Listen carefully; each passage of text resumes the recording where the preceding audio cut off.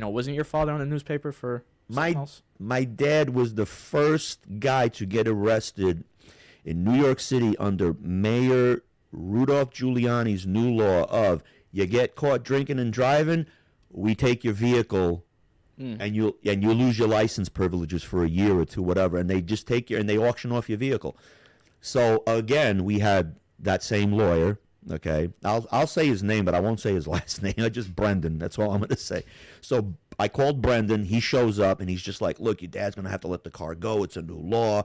It's going to take a couple of years for them to circumvent this bullshit." But after going to court and this and that, and my dad was supposed to do minimum a year in jail because this is his third drunk driving. Right. I mean, he was plastered, bro. He flipped the car over, flipped the SUV over, whatever. So my dad, the picture of the car, and I guess my dad coming out like this, he had his head down like this.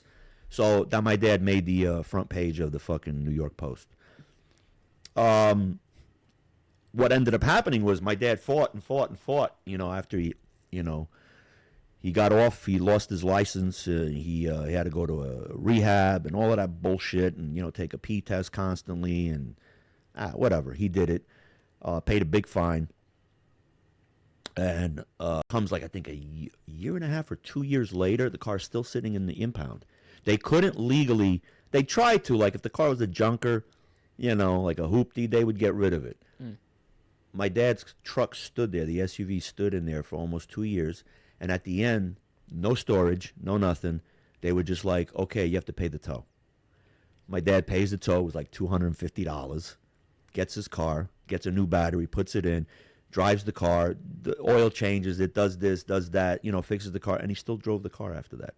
So that new law that came out, my dad got hit. My dad was the first motherfucker to get hit. And after that, they hit something like 11,000 people, and they confiscated 11,000 vehicles. They ended up auctioning off 4,000 of them, and these people all fought. And thank God that all these people were fighting. My dad was the first. Well, he wasn't the first to get his car removed, given back. Yeah. He got it back, but he was one of many. But he didn't make the paper for that, but he made the paper for being the first guy to have his vehicle confiscated.